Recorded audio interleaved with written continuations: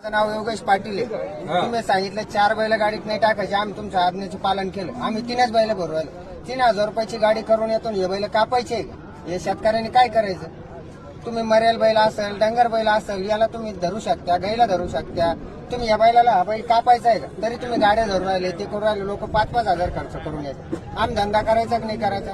3 दिवस झाले माझ्या गाडीचा हप्ता थकीले. कोण भरणार आहे? गोरक्षदल भरणार आहे. तुमची मागणी काय आता? आमची एकच मागणी आहे, तुम्ही हे बाजार चालू करावं, गाडी धरून गोरगरिबाला त्रास देऊ नये. फक्त एवढं आहे. माझ्याकडे 30 एकर ठोकीची जमीन आहे. मला गुंठाभर जमीन नाही घरची. 10 रोजंदारनी त्यांचे पैसे काय वर द्यायचे मी? तुम्ही आणून द्या मला 2000 5000, मी पैसे भरतो. व्यापार नाही करायचा, काय करायचं आम्ही?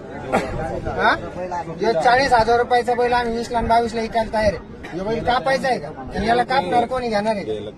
आणि कोण घेईन? एवढे चांगले बैल कापायला देऊ आपण येडे आहे का कापायला द्यायला? पण तुम्ही गाडी धरू नका ना.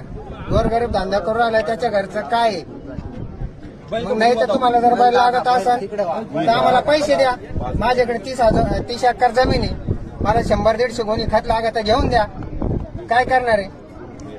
20-25 हजार रुपयाला बैलाला कोणी काही नाही. 35,000 रुपयाचा खरेदीचा बैल झाले. 15 दिवस आपण बैल सांभाळून राहिलो.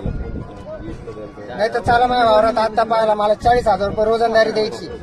घ्या म्हणा या बैलाला कोणी घेऊ राहिले.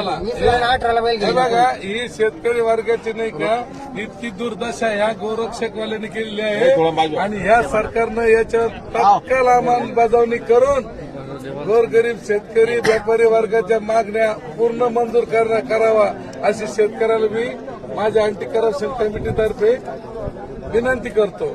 आणि बाजारात नाही का पुन्हा वैभवशाली भरण्यासाठी नाही का शेतकरी वर्गाला अभिवादन करतो की तुम्ही सगळ्यांनी नाही का एकजुटीने राहून या आंदोलनाला साथ द्या.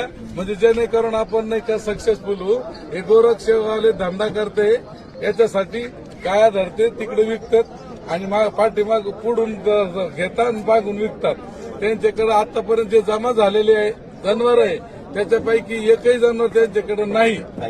कारण ज्या वेळेस शेतकरी वर्गाचे व्यापारी वर्गाचे त्यांनी आतापर्यंत पावत्या घेतलेल्या आहे, दाखले जमा करून घेतलेले, पोलीस स्टेशनमध्ये त्यांच्यावर तक्रारी गुन्हे दाखल केलेले. तर ते जनावर जर बघायला गेलं तर आताच्या घडीला तिकडे गोशाळेत कोणत्या ठेवलेले आहे त्यांनी दाखवून द्यावा. त्या गोशाळेमध्ये ते जनावर राहिलेले नाही. म्हणून त्या गोशाळेवाल्यावर तात्काळ कारवाई करून गोरगरीब वर्गाला नाही की न्याय मिळून बाजार चांगले दणदणीत भरून देण्यात यावा एवढीच विनंती करतो. थँक्यू.